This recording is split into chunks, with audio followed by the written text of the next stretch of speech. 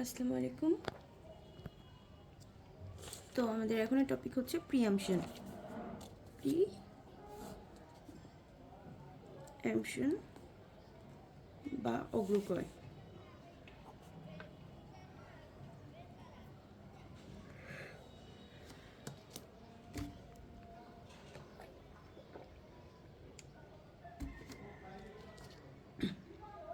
আচ্ছা, অগ্রক্রয়টা কি? সুফা একটি আরবি শব্দ। অগ্রক্রয় বা সুফা, সুফা একটি আরবি শব্দ যার অর্থ অগ্রক্রয়। তাহলে সুফা কি? সুফা হচ্ছে আরবি শব্দ, আরবি শব্দ যার অর্থ হচ্ছে আমাদের অগ্রক্রয়। হ্যাঁ, সুফা অর্থ আরবি, সুফা একটি আরবি শব্দ যার অর্থ অগ্রক্রয়। কোনো সম্পত্তি বিক্রয় হয়ে গেলে তা পুনঃক্রয় করার অধিকারকে সুফা বা অগ্রক্রয় বলে। অগ্রক্রয়টা কি? বিক্রয় হওয়ার পর, বিক্রয় হবার পর পুনঃবিক্রয় করার যে অধিকার জন্মায়, পুনঃবিক্রয়ের যে অধিকার সেটা হচ্ছে আমাদের সুফা। অর্থাৎ কি? কোনো সম্পত্তি ধরো বিক্রি হয়ে গিয়েছে কারো কাছে, কিন্তু আমি আমি অ্যাজ তিন শ্রেণীর ব্যক্তি আছে যারা এটা ক্লেম করতে পারবে। আমি তখন যে বিক্রয়ের পরে ক্লেম করতে পারবো যে হচ্ছে ওটা আমি পুনঃক্রয় করতে চাই।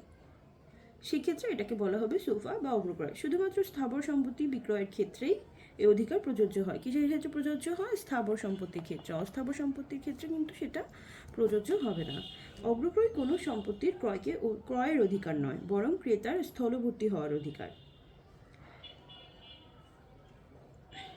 এটা কিন্তু যে সম্পত্তি কিনবো এটা না, কিন্তু যে মানে বেসিক্যালি কি বললো যে হচ্ছে আমি কিন্তু যে সম্পত্তি তুমি বিক্রয় করে দিয়েছো সেই সম্পত্তি যে আমি আবার ক্রয় করছি এমন না। তুমি তোমার যে মানে যে ক্রেতা যিনি তাকে রিপ্লেস করবে হচ্ছে পুনঃক্রেতা যিনি, পরবর্তীতে যে ক্রেতা থাকবে তাকে রিপ্লেস করবে হচ্ছে এই ক্রেতা। ঠিক আছে? আচ্ছা, এখন তিন ধরনের মানুষ হচ্ছে অগ্রক্রয়ের অধিকার প্রয়োগ করতে পারে। কত ধরনের মানুষ? তিন ধরনের মানুষ অগ্রক্রয়ের অধিকার প্রয়োগ করতে পারে। একটা হচ্ছে শাফি ই শরিক, একটা হচ্ছে শাফি ই খালিদ, আর একটা হচ্ছে শাফি ই জার। এই তিন ধরনের মানুষ। হ্যাঁ, একটা শাফি শরী, একটা শাফি খালিদ, একটা শাফি জার। শাফি শরীকে যারা সম্পত্তিতে অংশীদার, যারা হচ্ছে এই যে সম্পত্তি যেটা ক্রয় করা হচ্ছে সেই সম্পত্তি যারা অংশীদার আছেন, যারা ধরেন পার্টনারশিপ আছে কারোর, তো তাদের কিন্তু কি থাকে? একটা অধিকার থাকে। সে ওই যে প্রিয়াম্পশনের যে অধিকারটা সেটা সে অ্যাপ্লাই করতে পারবে। এরপরে শাফি শরিক ব্যবহার সত্ত্বের অধিকারী, মানে যারা হচ্ছে একসাথে ইজমেন্ট রাইট ভোগ করছে বা তারা নেইবার হতে পারে, না সরি হ্যাঁ, যারা হচ্ছে ব্যবহার সত্ত্ব একই জিনিস যারা ইউজ করছে তারা হচ্ছে আমাদের শাফি খলিদ। আর শাফি জার কারা? যারা হচ্ছে পাশের জমির মালিক, যারা মানে এই যে নেইবার যারা।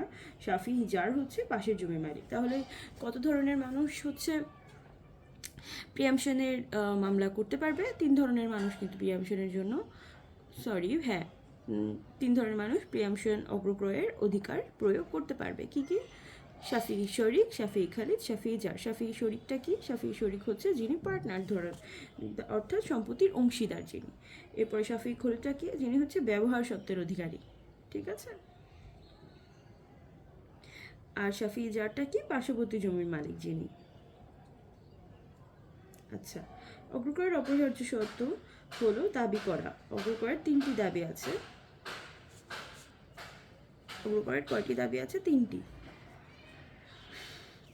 দাবি আছে। একটা হচ্ছে তলবে মুসিবত, তলবে ইশহাদ, তলবে তমলিক। এটা হচ্ছে প্রথম দাবিটা কি বলে? তলবে মুসিবত, তলব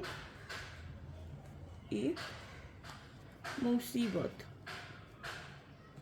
দ্বিতীয় দাবিটা হচ্ছে তলব ই তমলিক, তলবে তমলিক। আর সরি, তলবে ইশাদ। আর তৃতীয় দাবিটা হচ্ছে তমলিক। আচ্ছা, এখন প্রথম দাবিটা কীভাবে যাবে, যে হচ্ছে যখন আমি জানতে পারলাম যে আমার যেই সম্পত্তিতে অগ্রকরের অধিকার আছে সেই সম্পত্তির বিক্রয় হয়ে গিয়েছে, বিক্রয় হওয়ার পরে কিন্তু এটা অ্যাপ্লিকেবল হবে। এখন তখন আমি কি করব, সংবাদ প্রাপ্তির সাথে সাথে, যে বিক্রয় সংবাদ আমি যখনই পাচ্ছি তখনই সাথে সাথেই আমি যাব যে দাবি করব, সেই অধিকারটা আমি দাবি করব। এটা হবে কি, তলবে মুসিবত। মনে রাখা যায় যে মুসিবত চলে আসছে, যে এখন তো আবার সেইটা বিক্রয় করবে, তো একটা ঝামেলা না, তো এটা মনে রাখা যায়। এটা হচ্ছে তলবে মুসিবত, যেটা হচ্ছে ফার্স্ট দাবি যেটা করছেন যিনি প্রিয়ামশনের অধিকার রাখেন তিনি। হ্যাঁ, এরপরে দ্বিতীয় দাবি হচ্ছে তলবে ইশাদ। এটা হচ্ছে পরবর্তীতে এটা কাজ হলো না, এরপরে হচ্ছে সে কী করবে, দ্বিতীয় দাবি করবে হচ্ছে সাক্ষীকে নিয়ে আসবে সে, এবার সাক্ষীকে নিয়ে এসে দেন আবারও সে দাবি করবে, এটা হবে হচ্ছে তলবে ইশাদ। এরপরে তলবে তমলিক হচ্ছে লাস্ট দাবি, যেটার মাধ্যমে হচ্ছে মামলা দায়ের করবে সে। লাস্টে কোনো কিছু হচ্ছে না, সাক্ষীর মাধ্যমেও হলো না, সেই ক্ষেত্রে কী করবে, সে আইনগত প্রক্রিয়ায় যাবে, মামলা দায়ের করবে। ঠিক আছে, আচ্ছা তাহলে ওভারঅল এই তিনটা মানে এই দুইটা জিনিস আমরা আরেকবার একটু রিভিশন দিয়ে ফেলি, যে মুসলিম আইনে কত ধরনের কত শ্রেণীর ব্যক্তি আছে যারা অগ্রকরের অধিকার প্রয়োগ করতে পারবে, 3 শ্রেণীর। কী কী, শাফিঈ শরিক, শাফি খালিদ, শাফি জার। শাফিঈ শরিক কি, সম্পত্তির অংশীদার। শাফি খালিদ কি, ব্যবহার সত্ত্বের অধিকারী যারা। শাফি জার কি, পার্শ্ববর্তী নেইবারহুডে যারা আছে, যাদের জমি আছে, যারা জমির মালিক, অবশ্যই মালিক হতে হবে। হ্যাঁ, এরপরে হচ্ছে প্রথম দাবিকে তলবে মুসিবত, যেটা হচ্ছে সম্পত্তির বিক্রয় সংবাদ প্রাপ্তির সাথে সাথে তারা করবে। এরপরে দ্বিতীয়টা কি, তলবে ঈশাদ, সাক্ষীর সম্মুখে যে দাবি করা হচ্ছে, এটি প্রথম দাবি, পরের যে স্টেপটা সেটা। এরপরে হচ্ছে তৃতীয় দাবি কি, তলবে তমলিক, আইনগত প্রক্রিয়া বা মামলা যখন সে করতেছে। তাহলে আমি যদি কোশ্চেন করি যে মামলা কোন স্টেপের মাধ্যমে করা হয়, কোন দাবির মাধ্যমে করা হয়, সেটা কিন্তু হবে তমলিক, তলবে তমলিক। সাক্ষী কোনটাই লাগে, তলবে ইশাদ। আর প্রথম দাবিটা কি বলা হয়, তলবে মৌসিবাদ। আচ্ছা, আমি পার্শ্ববর্তী জমির মালিক হিসেবে যদি করতে চাই তাহলে আমাকে কি বলা হবে, শাফিঈ জার। আমি যদি সম্পত্তির অংশীদার হিসেবে করতে চাই তাহলে শাফিঈ শরিক, শরিককে অংশীদার। এখন খালিদ হচ্ছে ব্যবহার সত্ত্বের অধিকারী। ঠিক আছে, আচ্ছা এবার হচ্ছে কিছু জিনিস জানা লাগবে। বিক্রয় সম্পূর্ণ হওয়ার পূর্বে এই সকল দাবি উত্থাপন করা যাবে না। একটু আগে যে বললাম, অবশ্যই বিক্রয় কমপ্লিট হতে হবে প্রিয়াম্পশনের রাইট, অধিকারটা সে দাবি করার জন্য। মুসলিম আইন অনুযায়ী বিনিময় মূল্য প্রদান এবং দখল অর্পণ করলেই বিক্রয়টি সম্পূর্ণ হয়ে যায়। বিক্রয় কখন সম্পূর্ণ হচ্ছে, বিক্রয় সম্পূর্ণ হচ্ছে যখন বিনিময় মূল্য দেওয়া হয়ে যাচ্ছে, বিনিময় মূল্য প্রদান ও দখল অর্পণ হয়ে যাচ্ছে, তার মাধ্যমে কিন্তু আমাদের বিক্রয়টি সম্পূর্ণ হয়ে যাচ্ছে। বিক্রয় দলিল রেজিস্ট্রেশনের উপরে অগ্রাধিকার নির্ভর করে না, অগ্রকরের অধিকার নির্ভর করে না। মানে যে দলিল রেজিস্টার্ড হয়ে গিয়েছে, এখন কি অগ্রক্রয় করা যাবে, অবশ্যই যাবে। অগ্রক্রয়ের এটা কিন্তু এটার উপরে নির্ভরই করে না। আচ্ছা, মুসলিম আইনে হেবা, সৎকা, ওয়াকফ, উইল বা ইজারার ক্ষেত্রে অগ্রাধিকার প্রযোজ্য নয়। কী কী ক্ষেত্রে প্রযোজ্য নয় তাহলে আমরা জানলাম, হেবা, সৎকা, ওয়াকফ, উইল, এগুলো কিন্তু সবগুলোই কাইন্ড অফ দিয়ে দেওয়া টাইপের বা গিফট টাইপের। যেগুলো এখানে না দেওয়া যেটা আছে সেটা হচ্ছে ইজারা। এটা একটু মনে রাখা কমপ্লিকেটেড হবে। তাহলে ইজারার ক্ষেত্রেও কিন্তু আমাদের প্রিয়াম্পশন অ্যাপ্লিকেবল না। স্ত্রী দেনমোহরের পরিবর্তে স্বামী কর্তৃক স্ত্রীর নিকট কোনো সম্পত্তি হস্তান্তরিত হলে তা বিক্রয় হিসেবে বিবেচিত হবে এবং তাতে অগ্রাধিকার প্রয়োগ করা যাবে। ঠিক আছে, অর্থাৎ কি বলছে, যে স্ত্রী দেনমোহরের পরিবর্তে যদি স্বামী কর্তৃক স্ত্রীর নিকট কোনো সম্পত্তি হস্তান্তর করা হয় এবং তা যদি বিক্রয় হিসেবে বিবেচিত হয়, সেক্ষেত্রে তাতে অগ্রাধিকার প্রয়োগ করা যাবে কিন্তু।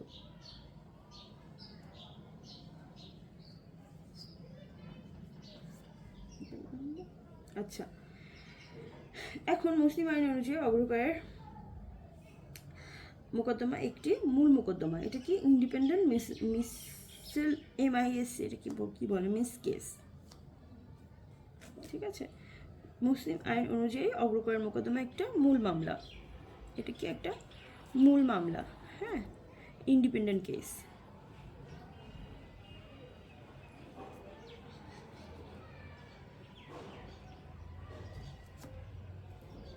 মূল মামলা এটা একটা, ঠিক আছে।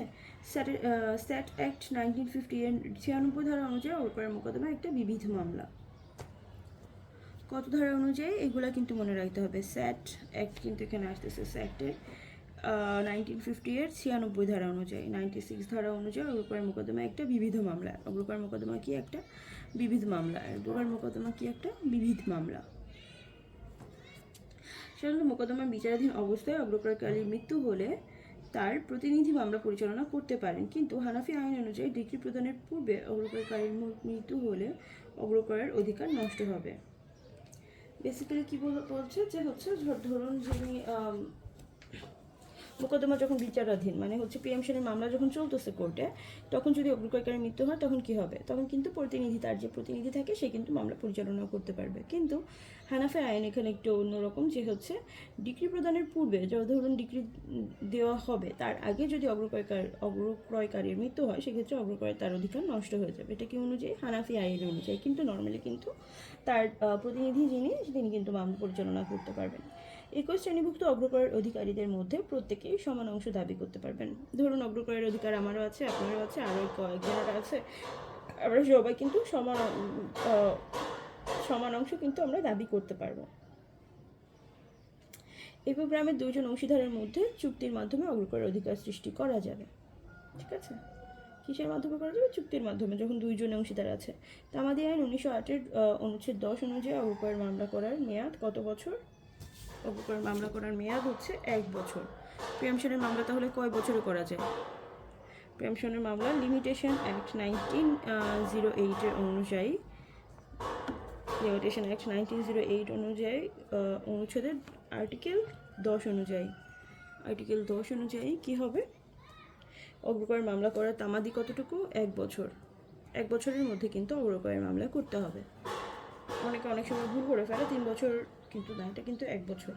অগ্রক্রয় সম্পর্কে কোথায় কোথায় বলা আছে? স্যাট অ্যাক্টে বলা আছে, নেট অ্যাক্টে বলা আছে, ভূমি সংস্কার আইনে বলা আছে, পার্টিশন অ্যাক্টে বলা আছে, অর্পিত সম্পত্তি প্রত্যাপন আইনে বলা আছে। স্যাট অ্যাক্টের কয়েকটা আমরা একটু মনে রাখি। স্যাট 1950 এর কত ধারায় বলা আছে? 96 ধারায়। নেট 1949 এর কত ধারায় বলা আছে? 24 ধারায় বলা আছে, 24 ধারায় বলা আছে।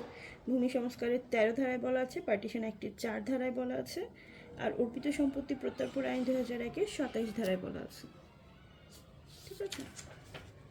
আচ্ছা, কয়েকটা বলে আমরা শেষ করি। মুসলিম আইনের একটি শ্রেণীভুক্ত 2 বা ততোধিক অগ্রাধিকার থাকলে মুসলিম আইন অনুসারে 21 শ্রেণীভুক্ত 2 বা ততোধিক অগ্রক্রয়কারী থাকলে কি হবে?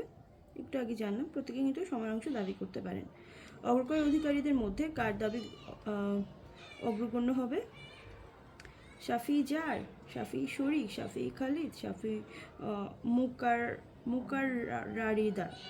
এক্ষেত্রে কিন্তু সবার আগে যিনি আছেন, সবার আগে কিনে আছেন অংশীদার যিনি, তাহলে কি হবে? শাফি শরীক। অগ্রক্রয়ের ক্ষেত্রে বিক্রয়ের কথা শোনা মাত্রই যে দাবি প্রকাশ করা হয় তা হলো তলবে মুসিবত না মুআসিবাত, ঠিক আছে। Okay, thank you so much. 13 minute.